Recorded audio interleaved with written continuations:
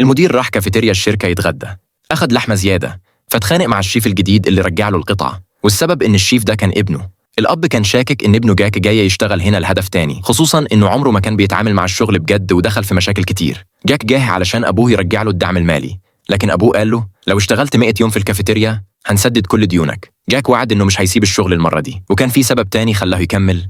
اكتشف إن البنت اللي أنقذت حياته وهو صغير شغالة في نفس الشركة. من يوم ما جه الموظفات بقوا يجوا الكافيتيريا أكتر، وبعضهم حاولوا ياخدوا أكل زيادة لكنه كان بيديهم الكمية العادية. لكن لما واحدة معينة كانت بتيجي جاك كان بيفرح ويديها لحمة زيادة، وده خلى ابن عمه ومراته يستغربوا.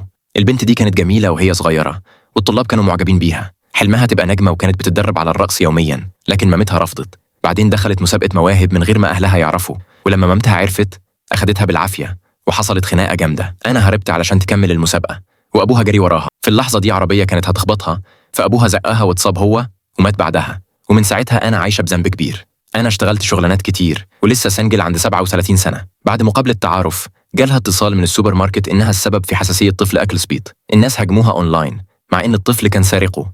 الأم شوهت سمعتها علشان تاخد تعويض، واضطرت أنا تعتذر وتحافظ على شغلها، وهي مستعجلة وقع موبايلها.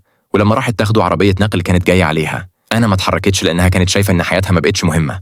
قفلت عينيها، وفي اللحظة الأخيرة رجل أنقذها، وكان جاك.